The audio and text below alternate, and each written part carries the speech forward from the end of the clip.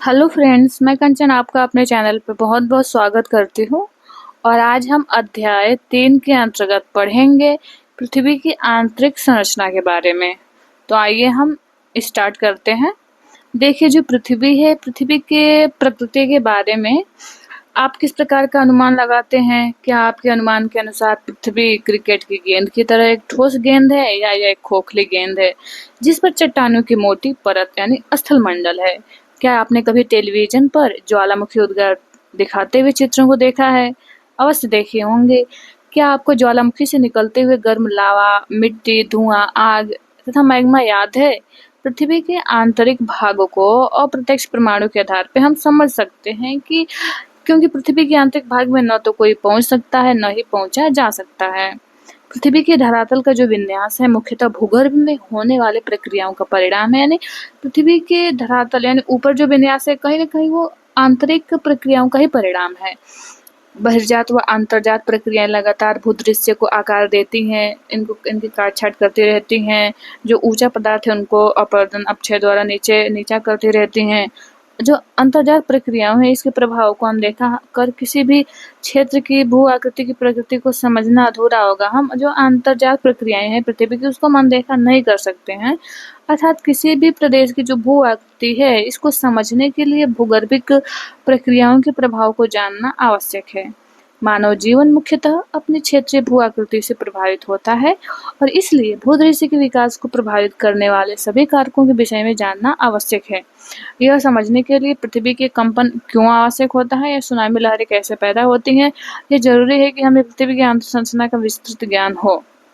पिछले अध्याय में हमने पढ़ा कि पृथ्वी का निर्माण करने वाले जो भूपर्वत है, जो क्रस्ट है, क्रस्ट से लेकर कुरोड़ तक सभी पदार्थ एक परतों के रूप में विभाजित है। तो यहाँ पे हम उसी का विस्तार के रूप में जानेंगे हर परतों की विशेषताओं के बारे में, क्रस्ट से लेकर कोर के बारे में पृथ्वी के। देखिए रोचक है कि वैज्ञानिकों ने कैसे इन परतों के संबंध में जानकारी प्राप्त की और प्रत्येक परत की विशेषताओं के बारे में कैसे अनुमान लगाया। तो यह अध्याय इसी विषय से संबंधित है। हम इसी के बारे में इस अध्याय में हम इसी के बारे में अध्ययन करेंगे।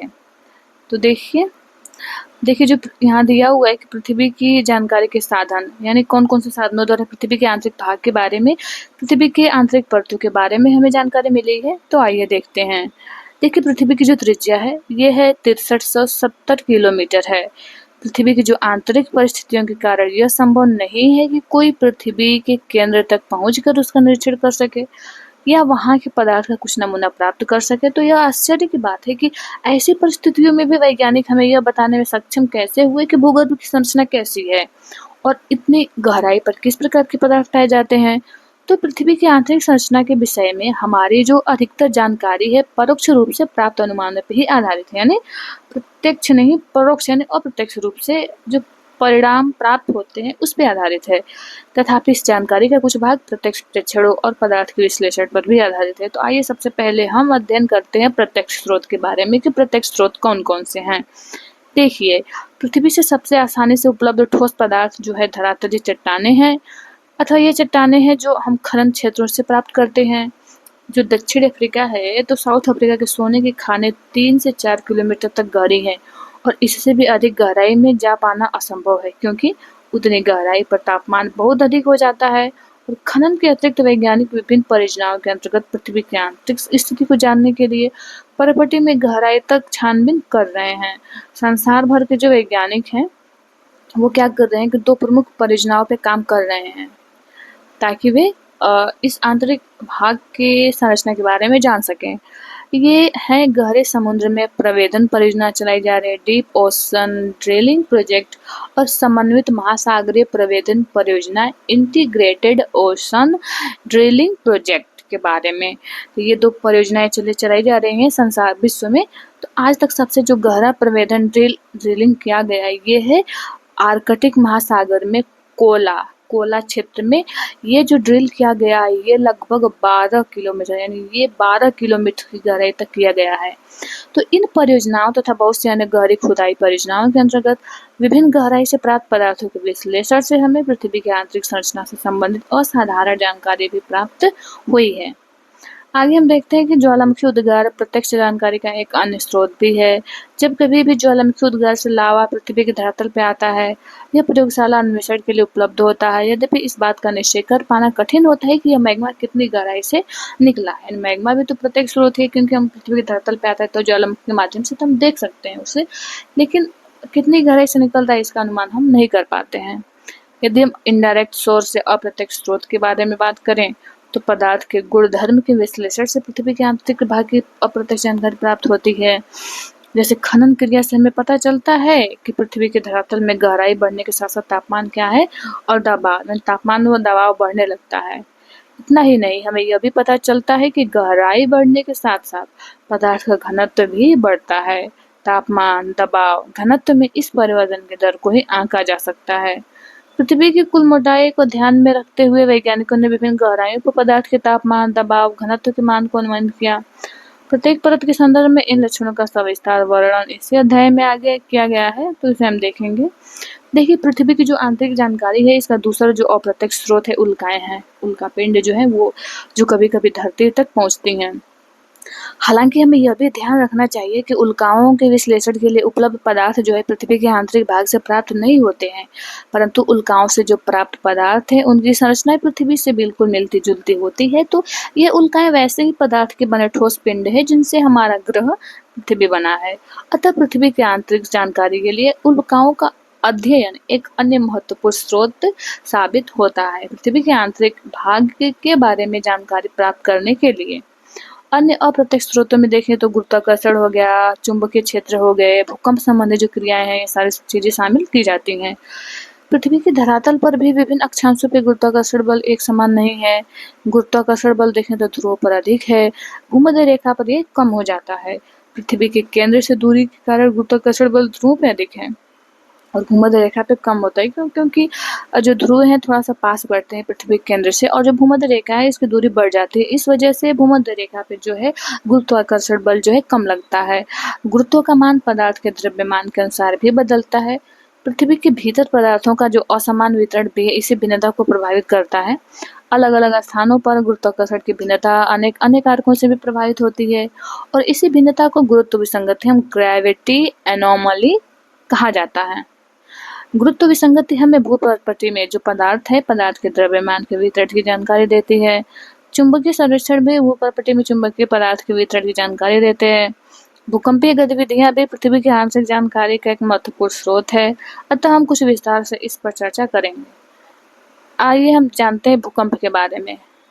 भूकंप जो है इसमें दिया है कि भूकंपीय जो तरंगे हैं इसका अध्ययन पृथ्वी की आंतरिक परतों का संपूर्ण चित्र प्रस्तुत करता है। इसके माध्यम से हम पृथ्वी की आंतरिक परतों के बारे में जानकारी प्राप्त करते हैं। कौन सी परत कैसी है, घनत्व कैसा है, दबाव बढ़ रहा है, तापमान है, तरल अवस्था में, ठोस अवस्था में, ये सारी बातों की जानकारी हम भूकंपीय तरंगों के माध्यम से प्राप्त करते हैं।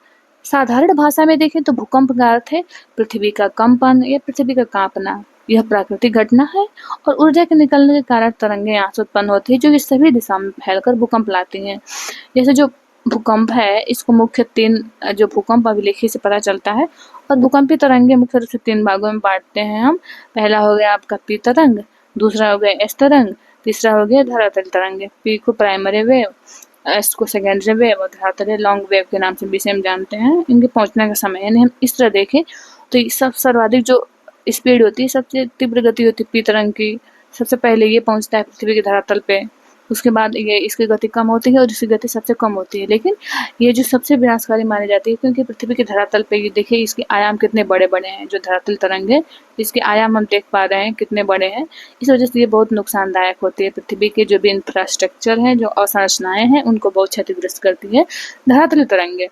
लेकिन पृथ्वी पे सबसे पहले जो भूकेंद्र एपिसेंटर होता है पहुंचती है, दर्ज की जाती है, तो वो है पी तरंगे। तो इन तरंगों के आधार पे, इनकी विशेषताओं के आधार पे हम पृथ्वी की आंतरिक संरचना के बारे में भी अनुमान लगाते हैं। तो आइए देखते हैं कैसे लगाते हैं, क्या विशेषताएं इनकी। देखिए पृथ्वी में कंपन क्यों होता है।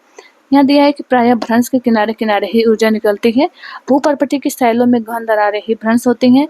भ्रंश के दोनों तरफ शैलें विपरीत दिशा में गति करती हैं, और जहाँ ऊपर के शैलखंड दबाव डालते हैं और उनके आसपास का घर्षण उन्हें परस्पर बांधे रहता है, फिर भी अलग होने की प्रवृत्ति के कारण एक समय पर घर्षण का प्रभाव कम हो जाता है, जिसके परिणाम स्वरूप सेल खंड विकृत होकर अचानक एक दूसरे के विपरीत दिशा में सरक जाते हैं। इसके परिणाम स्वरूप ऊर्जा निकलती है। ऊर्जा तरंगें सभी दिशाओं में गतिमान होती है। वह स्थान जहाँ से ऊर्जा निकलती है भूकंप का उद्गम केंद्र कहलाता है और इसे अवकेंद्र हाइपोसेंटर भी कहा जाता है। ऊर्जा तरंगें अलग अलग दिशाओं में चलती हुई पृथ्वी की सतह तक पहुंचती हैं और भूतल पर वह बिंदु जो उद्गम केंद्र के समीपतम होता है वो अधिकेंद्रीय एपिसेंटर कहलाता है।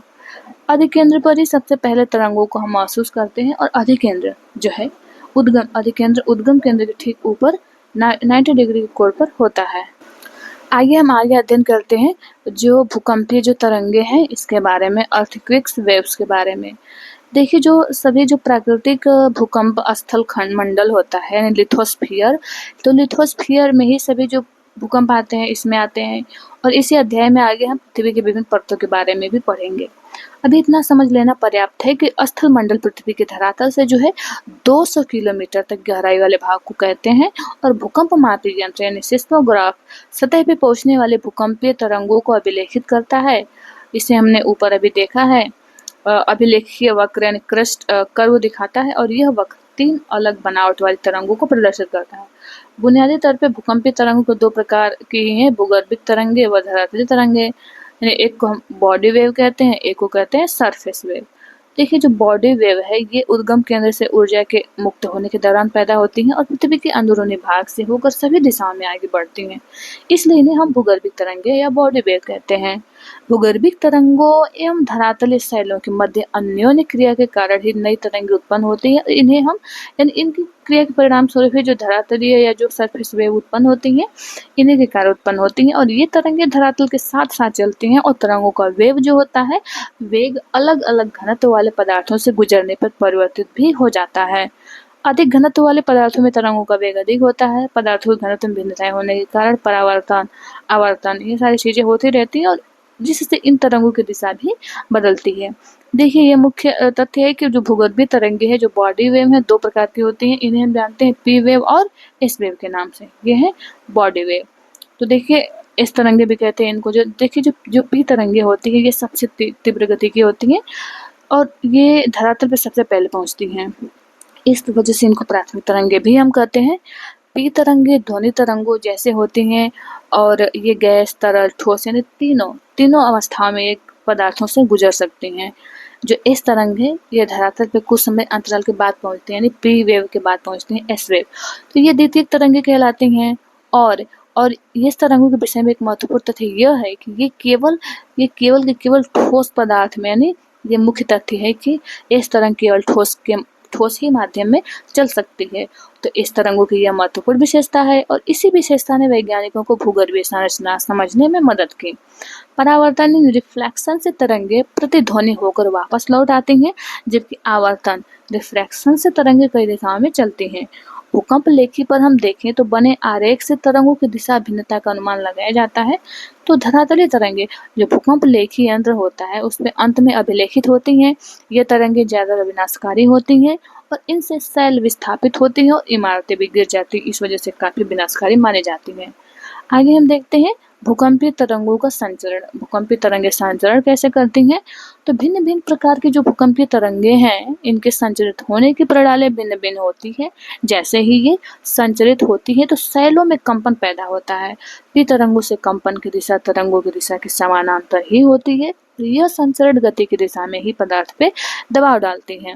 इसके दबाव के फलस्वरूप पदार्थ के घनत्व में भिन्नता आती है। शैलों में संकुचन व फैलाव की प्रक्रिया पैदा होती है।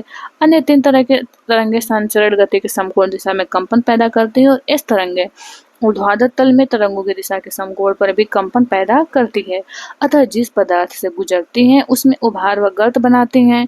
धरातलीय तरंगे सबसे अधिक विनाशकारी समझी जाती है क्योंकि इनका आयाम बहुत बड़ा होता है और ये उभार व गर्त बनाती हुई चलती हैं। इस वजह से क्या होता है कि पूरा बिल्डिंगों को उखाड़ देती हैं, चाहे पेड़ पौधे कुछ भी चीजें हों उनको बहुत क्षतिग्रस्त करती हैं।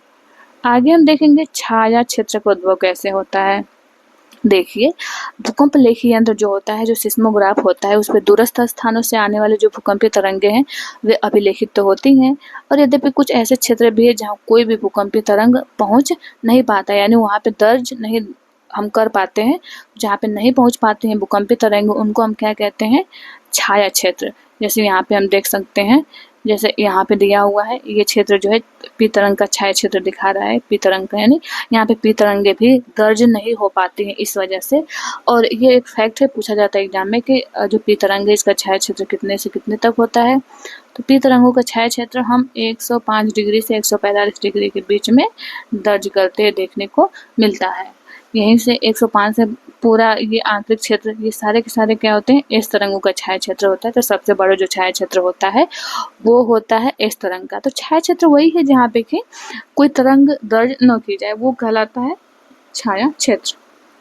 यहाँ पे दिया इस तरंग का, देखिए ये यहाँ से 105 से लेकर पूरा का पूरा ये इस तरंग का छाया क्षेत्र दिखाया गया है, क्योंकि हमने अभी ऊपर पढ़ा है इस तरंग की विशेषता कि जो क्रोड है, जैसे मान लीजिए हम इसको दो भागों में बांटते हैं, तो ये हो गया इनर क्रोड और ये हो गया आउटर क्रोड। तो हम अभी पढ़े कि जो आउटर क्रोड होता है ये क्या होता है, सेमी फ्लूइड अवस्था में है। तो इस वजह से क्या है, इस तरंग तो जो तरल अवस्था है उससे नहीं गति करती है, उसमें विलुप्त हो जाती है। इस वजह से ये क्या होती है, इसका मार्ग परिवर्तित हो जाते हैं और इसमें ये लुप्त हो जाती है। तो इस वजह से इस क्षेत्र में इस तरंग दर्ज नहीं की जाती है। तो इस आधार पे भी हम ये जानकारी हमें मिली कि हाँ, जो पृथ्वी का जो हो सकता है, जो आउटर क्रोड है वो क्या है, अर्ध तरल अवस्था में है। इस तरह की मुख्य विशेषता है ये जानकारी प्राप्त करने में। देखिए ऐसे क्षेत्र को यहाँ दिया है कि भूकंपीय छाया क्षेत्र कहा जाता है, जहाँ पे कि जो अर्थक्वेक वेव्स हैं दर्ज नहीं की जाती हैं। विभिन्न भूकंपीय घटनाओं के अध्ययन से पता चलता है कि एक भूकंप का छाया क्षेत्र दूसरे भूकंप के छाया क्षेत्र से सर्वथा भिन्न भी होता है। हमने ऊपर अभी चित्र में देखा है पी व एस तरंगों का जो छाया क्षेत्र है प्रदर्शित किया गया है, सबसे बड़ा छाया क्षेत्र एस तरंग का है। देखिए यह देखा जाता है कि जो भूकंप लेखी भूकंप अधिकेंद्र से 105 डिग्री के भीतर किसी भी दूरी पर पी व एस तरंगों दोनों ही तरंगों का अभिलेखन करते हैं, और भूकंप लेखी अधिकेंद्र से 145 से परे 145 से परे केवल क्या देखता है, केवल ये पी तरंगों के पहुंचने को ही दर्ज करते हैं और इस तरंगों को अभिलेखित नहीं करता है। अतः वैज्ञानिकों का मानना है कि जो भूकंप अधिकेंद्र है, भूकंप जो है अधिकेंद्र से 105 डिग्री और 145 डिग्री के बीच का क्षेत्र, जहाँ कोई भी भूकंपीय तरंग अभिलेखित नहीं होती है, दोनों प्रकार की तरंगों के लिए छाया क्षेत्र है, शैडो जोन। 105 से परे पूरे क्षेत्र में इस तरंगें नहीं पहुंचती हैं, तो इस तरंगों का छाया क्षेत्र पी तरंगों के छाया क्षेत्र से क्या है, अधिक विस्तृत है। वो भूकंप अधिकेंद्र से 105 डिग्री से 145 तक पी तरंगों का छाया क्षेत्र एक पट्टी बैंड के रूप में पृथ्वी के चारों तरफ प्रतीत होती है। इस तरह से हम देखें तो जो इस तरंगे हैं इनका छाया क्षेत्र न केवल विस्तार में बड़ा है वरन पृथ्वी के 40% भाग से भी अधिक है। अगर आपको भूकंप के विकेंद्र का पता हो तो आप किसी भी भूकंप का छाया क्षेत्र रेखांकित कर सकते हैं, और किसी भूकंप अधिकेंद्र को जानने के विवरण बॉक्स में आप पृष्ठ संख्या 28 में दिया गया है। आगे हम देखते हैं भूकंप के प्रकार। अब हम देखते हैं टाइप ऑफ अर्थक्वेक। ठीक है, पहला देखेंगे, यहाँ दिया है कि सामान्यतः विवर्तनिक टेक्टोनिक भूकंप ही अधिक आते हैं, हमें टेक्टोनिक भूकंप ही अधिक आते हैं। ये भूकंप भ्रंशस्थल के किनारे चट्टाने के सरक जाने के कारण उत्पन्न होते हैं, जो पृथ्वी जो चट्टाने हैं उन्हीं के विवर्तनिक हलचलों के कारण ये भूकंप आते हैं। अगला हम देखते हैं कि देखिए यहाँ पे दिया हुआ है कि एक विशिष्ट वर्ग के विवर्तनिक भूकंप को ही ज्वालामुखीजन्य वोल्केनिक भूकंप समझा जाता है। ये भूकंप अधिकांशतः सक्रिय ज्वालामुखी क्षेत्रों तक ही सीमित रहते हैं। अगला है कि जो खनन क्षेत्र है, खनन क्षेत्रों में कभी कभी अत्यधिक खनन कार्य से भूमिगत खानों की छत ढह जाती है, जिससे हल्के झटके महसूस किए जाते हैं और इन्हें नियात भूकंप कहा जाता है। कोलैप्स के कारण ये उत्पन्न होते हैं। नेक्स्ट है कि कभी कभी परमाणु और रासायनिक विस्फोट से भी भूमि में कंपन होते हैं, और इस तरह के झटकों को विस्फोट हम एक्सप्लोजन कहते हैं। तो ये भूकंप आते हैं। अगला है कि जो भूकंप बड़े बांध वाले क्षेत्रों में आते हैं, जैसे बहुत बड़ा बांध का निर्माण हो रहा है, जल बहुत मात्रा में संचित होने से वहाँ पे डिसबैलेंस होने लगता है, उसकी वजह से आते हैं। आगे हम देखेंगे भूकंपों के माप। भूकंप के माप हम कैसे करते हैं। देखिए जो भूकंपीय घटनाएं हैं इनका मापन भूकंपीय तीव्रता के आधार पे अथवा आघात की तीव्रता के आधार पे हम करते हैं। भूकंपीय तीव्रता की मापने रिक्टर स्केल के नाम से भी जानी जाती है, और भूकंपीय तीव्रता भूकंप के दौरान ऊर्जा मुक्त होने से संबंधित है। उस भूकंप के दौरान कितना ऊर्जा निकल रहा है उस आधार पे हम भूकंप का मापन करते हैं। जैसे यहाँ पे देखिए दिया है कि भूकंप द्वारा हुए नुकसान का एक दृश्य है। यह है उरी यानी LOC में स्थित अमन सेतु भारत। आगे हम देखते हैं मापने के अनुसार भूकंप की तीव्रता को 0 से 10 तक होती है। यानी भूकंप मापने जो है सिस्मोग्राफ पे ये इकाई अंक होता है 0 से लेकर 10 तक, इसमें हम उसकी गणना करते हैं। आघात की तीव्रता, गहनता यानी इंटेंसिटी स्केल को इटली के भूकंप वैज्ञानिक मर्केली ने इसको बनाया था। इसके नाम पे ही इस स्केल को हम मर्केली स्केल के नाम से भी जानते हैं। आगे हम देखते हैं, देखिए जैसे यहाँ पे दिया है कि इसमें क्या होता है कि ये झटकों से हुई प्रत्यक्ष जो हानि है उसका निर्धारण किया जाता है और इसकी गहनता 1 से 12 तक, यानी देखिए जो मर्केली स्केल है उसकी गहनता कितना है 1 से 12 तक, और जो सिस्मोग्राफ है उसका है 0 से 10 तक की इकाई मानी जाती है। ये गहनता, क्षति की गहनता को मापता है मर्केली स्केल, ये तीव्रता को मापता है सिस्मोग्राफ। आगे हम देखते हैं भूकंप के प्रभाव, क्या क्या भूकंप के प्रभाव हो सकते हैं या होते हैं। देखिए भूकंप से होने वाले बहुत सारे प्रकोप निम्न हैं, जैसे कि भूमि का हिलना, धरातलीय विसंगति हो जाती है, धरातल टूट-फूट हो जाता है, भूस्खलन या पंख स्खलन होता है, सोइल फ्लक्शन हो जाता है, मृदा द्रवण हो जाता है, धरातल का एक तरफ झुकना और हिमस्खलन, धरातलीय विस्थापन, धरातल टूट के अलग-अलग विस्थापित हो जाते हैं, बांध और जो तटबंध होते हैं वे टूट जाते हैं और आग भी लगने की घटना में देखने को मिलती है। इमारतों का टूटना, ढांचों का ध्वस्त होना, नेक्स्ट है कि वस्तुओं का गिरना और सुनामी भी प्रमुख कारण है। कहीं न कहीं सुनामी के लिए जिम्मेदार है भूकंप, वो भी भूकंप कहाँ, जो सागरीय क्रस्ट है उस पे जब आता है तो हमें सुनामी की उत्पत्ति देखने को मिलती है। आगे हम देखते हैं, जैसे उपरोक्त सूचीबद्ध जो प्रभाव थे इसमें हमने देखे पहले 6 प्रभाव स्थल रूपों पे देखा जाता है, लेकिन जबकि अन्य वो उस क्षेत्र में होने वाले जनधन की हानि से समझा जाता है। सुनामी देखें तो सुनामी का प्रभाव तभी पड़ेगा जब भूकंप का अधिकेंद्र समुद्री अधःस्थल पर होगा, भूकंप की तीव्रता बहुत अधिक हो। सुनामी अपने आप में भूकंप नहीं है, ये वास्तव में लहरें हैं जो भूकंपीय तरंगों से उत्पन्न होती हैं। यद्यपि मूल रूप से देखें तो कंपन की क्रिया कुछ सेकंड ही रहती है, फिर भी यदि भूकंप की तीव्रता रिएक्टर स्केल पर 5 से 6 है तो इसके परिणाम स्वरूप अत्यधिक विनाशकारी हो सकते हैं। है कि भूवैज्ञानिकों का मानना है कि जो रिएक्टर स्केल पे पैमाना 7 से अधिक भूकंप आता है तो हमें सुनामी की घटना देखने को मिल सकती है। आगे हम देखते हैं भूकंप की आवृत्ति। भूकंप की आवृत्ति क्या है? देखिए भूकंप जो है एक प्राकृतिक आपदा है, हम सब जानते हैं। तीव्र भूकंप के झटकों से जन व धन की अधिक हानि भी होती है, फिर भी ऐसा नहीं है कि विश्व के सभी भागों में तीव्र भूकंप ही आते हैं।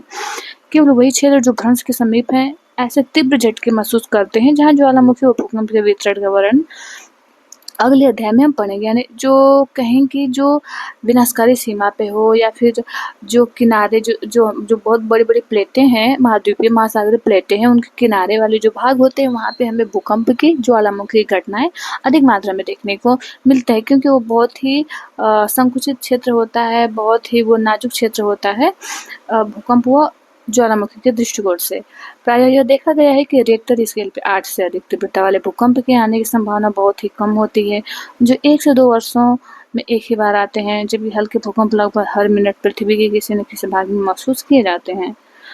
आगे हम देखते हैं पृथ्वी की संरचना। सबसे पहले इसकी संरचना में देखेंगे भूपर्पटी तथा या द क्रस्ट, यानी भूपर्पटी या क्रस्ट के बारे में। देखिए क्रस्ट यानी सबसे पृथ्वी का ये बाहरी भाग है, ये बहुत ही भंगुर होता है, यानी जिसमें जल्दी ये टूट जाने की प्रवृत्ति पाई जाती है, टूट फूट की प्रक्रिया बहुत अधिक होती है इसमें। और भूपर्पटी की मोटाई महाद्वीपों महासागरों के निचले अलग अलग है। महासागरों में भूपर्पटी जो मोटाई है महाद्वीपों की तुलना में कम है। महासागरों के नीचे इसकी औसत मोटाई 5 किलोमीटर तक है। महासागरों के नीचे इस क्रस्ट की मोटाई, महासागरीय क्रस्ट की मोटाई हम कह सकते हैं, जबकि महाद्वीपों के नीचे यह 30 किलोमीटर तक है। मुख्य पर्वतीय श्रृंखलाओं के क्षेत्र में यह मोटाई और भी अधिक है, जैसे हिमालय पर्वत है, इस श्रेणी के नीचे भूपर्पटी जो मोटाई है लगभग 70 किलोमीटर तक है। भूपर्पटी जो है भारी चट्टानों से बना है और इसका देखिए जो इसका जो घनत्व है 3 ग्राम प्रति घन सेंटीमीटर है। महासागरों के नीचे भूपर्पटी की जो चट्टानें बेसाल्ट निर्मित है, यानी जो महाद्वीप है ग्रेनाइट का बना है, जो महासागरीय क्रस्ट है वो बेसाल्ट का बना है। महासागरों के नीचे इसका घनत्व 2.7 ग्राम प्रति घन सेंटीमीटर है। जैसे यहाँ पे देखिए इस चित्र में दिया गया है, यहाँ पे देखिए ये दिया है स्थल मंडल भूपर्पटी तथा ऊपरी सर्वाधिक ठोस मेंटल है, ये वाला भाग है भूपर्पटी। इसकी जो मोटाई है 0 से 100 किलोमीटर तक मानी गई है। ये है दुर्बलता मंडल, ये हो गया स्थल मंडल यानी लिथोस्फीयर वाला भाग होता है जो कि ठोस अवस्था में होता है। दुर्बलता मंडल यानी दुर्बलता मंडल यानी अवस्था में होती हैं। यह मेंटल का ऊपरी भाग बनाता है। देखिए दिया है कि जो मेंटल की मोटाई है पृथ्वी की क्रस्ट से ये है 2900 किलोमीटर तक है। एक क्रोड दिया है, तो क्रोड जो है देखिए ये हो गया हमारा आउटर क्रोड हो गया, ये हो गया इनर क्रोड। तो इनर क्रोड जो है ये ठोस और आउटर क्रोड जो है द्रव अवस्था में हमें देखने को मिलता है। आगे हम देखते हैं मेंटल की विशेषताएं। देखिए जो मेंटल है ये जो है भूगर्भ में परपटी के नीचे का भाग मेंटल कहलाता है, और यह मोह असांतत्य यानी मोह डिसकंटिन्यूटी से आरंभ होकर के 2900 किलोमीटर की गहराई तक पाया जाता है। और मेंटल का जो ऊपरी भाग है ये दुर्बलता मंडल यानी एस्थेनोस्फीयर कहा जाता है। एस्थेनो का शब्द का अर्थ क्या है? दुर्बलता, यानी दुर्बल है, लिक्विड फॉर्म में है, अर्ध लिक्विड फॉर्म में।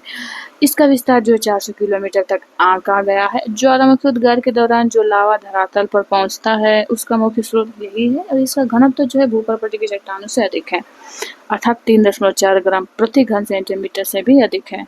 भूपर्पटी एवं मेंटल का जो ऊपरी भाग मिलकर बनाता है स्थल मंडल, जिसे हम जानते हैं लिथोस्फीयर के नाम से, लिथोस्फीयर। इसकी मोटाई है 10 से 200 किलोमीटर के बीच मापी जाती है। निचले मेंटल का विस्तार दुर्बलता मंडल के समाप्त हो जाने के बाद तक है, यानी जहाँ तक दुर्बलता मंडल होता है वहाँ तक निचला मेंटल को हम दर्शाते हैं। यह अभी ठोस अवस्था में है। क्रोड की बात करें तो जैसा कि हमने पहले ही इंगित किया है कि जो भूकंपीय तरंगे हैं इनके वेग ने पृथ्वी की क्रोड को समझने में बहुत सहायता की है, और मुख्य रूप से कौन सी तरंग? एस तरंग। आगे हम देखते हैं, जैसे यहाँ देखिए क्रोड व मेंटल की जो सीमा है 2900 किलोमीटर की गहराई पर है। बाह्य क्रोड जो है आउटर कोर ये है तरल अवस्था में है, जबकि जो आंतरिक क्रोड है ये है ठोस अवस्था में। ये मुख्य विशेषता है इसके। मेंटल व क्रोड की सीमा पे चट्टानों का घनत्व लगभग 5 ग्राम प्रति घन सेंटीमीटर है, जो सीमा है उस पे। केंद्र में यह 6300 किलोमीटर की गहराई तक घनत्व लगभग इसका 13 ग्राम हो जाता है, यानी ये मुख्य है 6300 किलोमीटर की गहराई पे जो है इसकी घनत्व हो जाता है 13 ग्राम प्रति घन सेंटीमीटर। इससे यह पता चलता है कि क्रोड जो है भारी पदार्थों मुख्यतः निकेल व लोहे का बना है। इसे हम नीफे परत के नाम से भी जानते हैं। ज्वालामुखी और ज्वालामुखी निर्मित स्थल की बात करें तो कौन कौन से स्थल हैं ज्वालामुखी निर्मित? देखिए इसके बारे में देखते हैं यहाँ पे।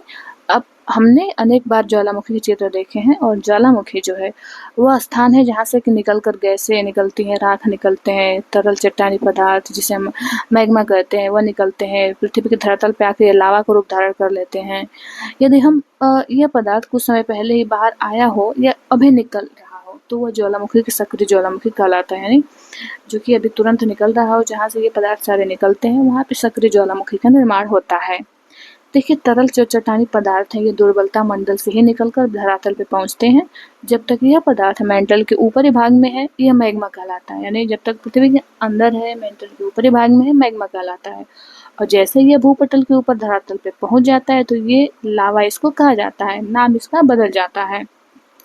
वह पदार्थ जो धरातल पे पहुंचता है उसमें लावा प्रवाह, लावा के जमे हुए टुकड़ों का मलबा, जल खंडास में ज्वालामुखी बम, राख, धूलकण व गैसें जैसे नाइट्रोजन यौगिक, सल्फर यौगिक, कुछ मात्रा में क्लोरीन, हाइड्रोजन व आर्गन शामिल होते हैं। ये सारी चीजें शामिल होती हैं। ज्वालामुखी उद्गार की प्रवृत्ति और धरातल पर विकसित आकृतियों के आधार पर ज्वालामुखियों को वर्गीकृत किया जाता है। कुछ मुख्य ज्वालामुखी निम्न प्रकार हैं, जैसे यहाँ पे हम देख सकते हैं सिल्ट ज्वालामुखी है। इसकी विशेषताएं देखते हैं। देखिए यहाँ दिया है कि जो बेसाल्ट प्रवाह है इसको छोड़कर पृथ्वी पर पाए जाने वाले सभी ज्वालामुखियों में सिल्ट ज्वालामुखी सबसे विशाल है। हवाई द्वीप के ज्वालामुखी इसके सबसे अच्छे उदाहरण हैं। ये ज्वालामुखी मुख्यतः बेसाल्ट से निर्मित होते हैं, यानी इसमें बेसाल्ट की प्रधानता होती है। जो सिल्ट ज्वालामुखी होते हैं वहाँ पे, जैसे ये देखिए ये सिल्ट ज्वालामुखी का यहाँ पर उदाहरण दिया है। ये सिंडर शंकु है। आगे देखते हैं जो तरल लावा के ठंडे होने से बनते हैं, यानी सिल्ट जो ज्वालामुखी है तरल लावा के ठंडे होने से इनका निर्माण होता है। यह लावा उद्गार के समय बहुत तरल होता है, इसी कारण इन ज्वालामुखियों का ढाल तीव्र नहीं होता है, बल्कि बहुत अधिक ढाल बहुत कम होता है। बहुत दूर तक वो लावा मैग्मा फैल के चला जाता है तरल होने की वजह से। यदि किसी तरह निकास नलिका से पानी भीतर चला जाए तो ये ज्वालामुखी विस्फोट भी हो जाते हैं, अन्यथा कम विस्फोटक होना ही इनकी विशेषता है। और इन ज्वालामुखियों से लावा जो है फव्वारे के रूप में बाहर आता है और निकास पर एक शंकु कोन बनाता है, जो सिंडर शंकु के रूप में भी विकसित हो सकता है। यदि मिश्रित शंकु की बात करें कि मिश्रित शंकु या कंपोजिट वोल्केनो क्या होते हैं, तो देखिए इन ज्वालामुखियों से बेसाल्ट की अपेक्षा अधिक ठंडे व श्यान का मतलब गाढ़ा या चिपचिपा लावा उद्गार बाहर होता है, जो कंपोजिट वोल्केनो का निर्माण होता है वहाँ पे। प्रायः ये ज्वालामुखी भीषण विस्फोटक होते हैं। इनसे लावा के साथ भारी मात्रा में ज्वालाखंडाश्मी पदार्थ व राखी पदार्थों पर पहुँचती है, और यह पदार्थ निकास नली के माध्यम से क्या होते हैं, बाहर आते हैं। जैसे देखिए मिश्र ज्वालामुखी का एग्जाम्पल दिया है। आगे हम यहाँ पे हम देखते हैं कि इसके ज्वालामुखी के आसपास परतों के रूप में जमा हो जाते हैं, और जिनके जमा मिश्र ज्वालामुखी के रूप में हमें दिखते हैं।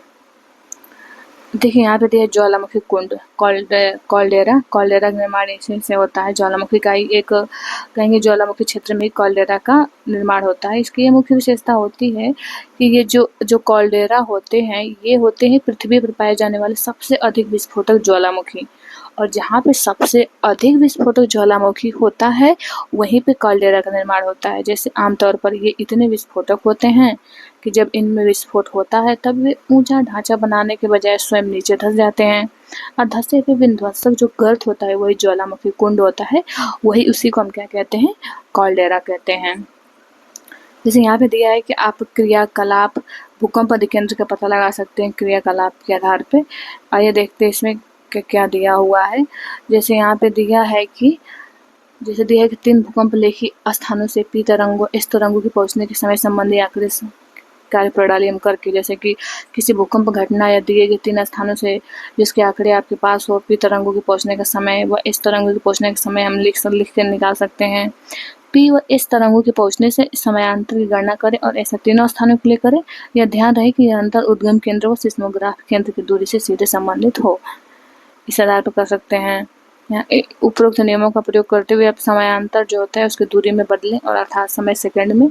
ऐसा हर स्थान के लिए अलग अलग आप करें, यानी पी का पहले टाइम रिकॉर्ड करें, उसके बाद फिर एस कितने समय बाद आ रहा है वो रिकॉर्ड करके हम उसका दूरी ज्ञात कर सकते हैं, और उसमें अंतर ज्ञात कर सकते हैं कौन कब कितने टाइम में पहुँच रहा है। जैसे यहाँ पे किया गया है कि पी कब पहुँच रहा है, एस तरंग कब पहुँच रही है, S1 कब आई, S2 S3 किस पे कितने टाइम में पहुंची हुई है।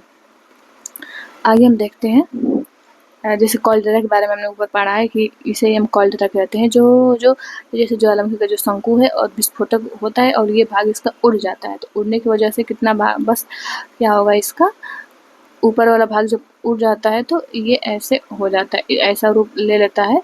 ये गहरा भाग ये कॉल्डेरा कहलाता है। इनका यह विस्फोटक रूप ही बताता है कि इन्हें लावा प्रदान करने वाले मैग्मा के भंडार न केवल विशाल है वरन इनके बहुत पास स्थित है, और इसी के द्वारा निर्मित जो पहाड़ी मिश्रित ज्वालामुखी की तरह ही प्रतीत होते हैं। इसी से ज्वालामुखी से बेसाल्ट प्रवाह क्षेत्र का निर्माण होता है, फ्लड बेसाल्ट प्रोवियंस। जैसे कि यहाँ दिया है कि ये ज्वालामुखी अत्यधिक तरल लावा उगलते हैं, बहुत तरल लावा होती है, श्यानता इनकी कम होती है, जो बहुत दूर तक बह निकलता है। जहाँ पे श्यानता लावा की कम होगी यानी सिल्क की मात्रा कम होगी, वहीं पे हमें बेसाल्ट प्रवाह क्षेत्र देखने को मिलेगा। संसार के कुछ भाग हजारों वर्ग किलोमीटर घने लावा प्रवाह से ढके हैं। इनमें लावा प्रवाह क्रमानुसार होता है। कुछ प्रवाह 50 मीटर से भी अधिक मोटे हो जाते हैं। कई बार तो अकेला प्रवाह सैकड़ों किलोमीटर दूर तक फैल जाता है। भारत का दक्कन ट्रैप, जिस पर वर्तमान महाराष्ट्र पठार का ज्यादातर भाग पाया जाता है, बृहद बेसाल्ट लावा प्रवाह क्षेत्र है। ऐसा विश्वास किया जाता है कि आज अपेक्षा आरंभ में एक अधिक बृहद क्षेत्र इस प्रवाह से ढका था। नेक्स्ट है कि मध्य महासागरीय कटक जो है ज्वालामुखी, ये है इन ज्वालामुखियों का उद्गार महासागरों में होता है। मध्य महासागरीय कटक एक श्रृंखला है जो 70,000 किलोमीटर से अधिक लंबी है और जो सभी महासागरीय बेसिनों में फैली है। इस कटक के मध्यवर्ती भाग में लगातार उद्गार होता रहता है और अगले अध्याय में हम इसे विस्तार पूर्वक पढ़ेंगे। इसमें हम देखने वाले हैं जो ज्वालामुखी स्थलाकृतियाँ हैं इसके बारे में। सबसे पहले वोल्केनिक लैंडफॉर्म में अंतर्वेदी आकृति यानी इंट्रूसिव लैंडफॉर्म यानी आंतरिक क्षेत्र में जो निर्मित होती है इसके बारे में देखेंगे। जैसे ज्वालामुखी उद्गार से जो लावा निकलता है उसके ठंडा होने से आग्नेय शैल बनती है, हम सब जानते हैं। लावा का यही जमाव जो है जो धरातल पर पहुंचकर होता है, और धरातल तक पहुंचने से पहले ही भूपटल के नीचे कुछ शैलें होती हैं, परतों में ही जमा हो जाती हैं। तो लावा के ठंडा होने के स्थान के आधार पे हम आग्नेय जो शैलें हैं इनका वर्गीकरण करते हैं। जैसे पहला यहाँ पे दिया है ज्वालामुखी शैल जब लावा धरातल पर पहुंचकर ठंडा होता है। एक होता है प्लूटोनिक शैल यानी पातालिक शैल, जब लावा धरातल के नीचे ही ठंडा होकर जम जाता है। इसे कहते हैं। ठीक, जब आगे देखते हैं, जब लावा भूपटल के ऊपर आता है तो ये लावा भूपटल के ऊपर ही क्या करता है, कुछ ऊपर कुछ भीतर ही ठंडा हो जाता है, तो कई आकृतियाँ बनती हैं और ये आकृतियाँ ही अंतर्वेदी आकृतियाँ इंट्रूसिव फॉर्म कहलाती हैं। जैसे ये हम इसमें इस चित्र में देखते हैं इसको, इंट्रूसिव में आइए यहाँ पे हम देखते हैं। जैसे देखिए यहाँ पे बहुत सारी दिया है, लैकोलिथ है, भित्ति हो गया, स्कंद हो गया, सिल संरचना इस प्रकार की होती है। देखिए ज्वाला नलिकाएं, ज्वालामुखी से नलिकाएं निकली होती है, इसी से बाहर फिर मैग्मा निकलता है। अपरदित लैकोलिथ हस्ताकृति होती है, भस्म प्रवाह दिया है। फिर लावा पठार का निर्माण होते हैं। लावा पठार वहाँ पे जिसमें सिलिका की मात्रा, जिस लावा में सिलिका की मात्रा कम होती है वहाँ पे लावा पठार का निर्माण होता है, ज्वालामुखी बाहर आने से, यानी मैग्मा के बाहर आने से। फिर लावा में सिंडर शंकु, मिश्रित ज्वालामुखी शंकु, इस प्रकार के ये स्थलाकृतियाँ निकलती हैं। जैसे ऊपर जो पृथ्वी के धरातल के ऊपर बनती हैं इसे हम कहते हैं एक्सट्रूसिव, और जो पृथ्वी के धरातल के अंदर बनती है इन्हें हम इंट्रूसिव। महास्कंद, यानी इसको महास्कंद यानी सब बैथोलिथ के सबसे आंतरिक भाग में ये स्थलाकृति बनती है, बैथोलिथ के नाम से इसे हम जानते हैं। बैथोलिथ देखिए यहाँ पे दिया है बैथोलिथ, यदि जो मैग्मा होता है, यह मैग्मा बड़ा पिंड भूपर्पटी में अधिक गहराई पर ठंडा हो जाता है तो एक गुंबद के आकार में भी विकसित हो जाता है, और जब अनाच्छादन प्रक्रियाएं होती हैं इसके द्वारा ऊपरी जो पदार्थ हट जाता है तो हट जाने पे ही धरातल पर ये प्रकट होते हैं जो बैथोलिथ हैं। ये विशाल क्षेत्र में फैले होते हैं और कभी कभी इनकी गहराई भी कई किलोमीटर तक होती है। ये ग्रेनाइट के बने पिंड होते हैं और इन्हें बैथोलिथ कहा जाता है, जो कि मैग्मा भंडारों के जमे हुए भाग होते हैं। ये भी इंट्रूसिव लैंडफॉर्म है। उसी प्रकार जो लैकोलिथ है, लैकोलिथ भी इंट्रूसिव लैंडफॉर्म है। ये है गुंबदानुमा विशाल अंतर्वेदी चट्टान है। जैसे इनका तल समतल व एक पाइप रूपी वाहक नली से नीचे जुड़ा होता है और इनकी आकृति धरातल पर पाए जाने वाले मिश्रित ज्वालामुखी की गुंबद से मिलती है। अंतर केवल ये होता है कि जो लाइकोलिथ गहराई में पाया जाता है, कर्नाटक के पठार में ग्रेनाइट चट्टानों की बनी ऐसे ही गुंबदानुमा पहाड़ियां हैं और इनमें से अधिकतर अब अपत्रित यानी एक्सफोलिएटेड हो चुकी हैं तथा धरातल पे देखी जा सकती हैं। ये लाइकोलिथ व बैथोलिथ के अच्छे उदाहरण हम देख सकते हैं कर्नाटक में। आइए हम देखते हैं यहाँ पे जैसे दिया है लैकोलिथ, फैकोलिथ व सिल, ये किस प्रकार की रचना होती है। देखिए इसमें ऊपर उठते जो लावा होता है कुछ भाग क्षैतिज दिशा में जमा हो जाता है, जो कमजोर धरातल में चला जाता है और यहाँ यह अलग अलग आकृतियों में जम जाता है। तो यदि यह तस्तरी के आकार में जम जाए तो यह कहलाती है लोपोलिथ, यानी तस्तरी के रूप में जमती है तो लोपोलिथ कहलाएगी। कई बार अंतर्वेदी आग्नेय चट्टानों की मोड़दार अवस्था में अपनति इंटरक्लाइन और अभिनति सिंक्लाइन के तल के रूप में लावा का जमाव पाया जाता है। तो ये जो यानी इस तरह से लावा का जमाव जब जहाँ पे हमें हो जाता है तो ये यही कहलाता है, इसको हम कहते हैं फैकोलिथ, ये कहलाती है फैकोलिथ। और तस्तरी नुमा इस तरह से आकृति जमा होती है, हो जाती है अंदर से निकल के, तो ये कहलाता है लोपोलिथ। ये लोपोलिथ। और यदि उत्तल इस आकृति में जमा होती है तो इसे हम क्या कहते हैं, ये हो जाता है हमारा फैकोलिथ। इस तरह से आकृतियाँ बनती हैं हमारी पृथ्वी के ज्वालामुखी की क्रिया के द्वारा, उसमें पृथ्वी के धरातल के अंदर। बैथोलिथ हमने देखा ही है। आगे हम देखते हैं अंतर्वेदी आग्नेय चट्टानों का क्षैतिज तल में एक चादर के रूप में जब ठंडा होना, ये सील या सीट कहलाते हैं। क्षैतिज रूप में ऐसे जमा हो जाता है तो ये होता है सील या सीट।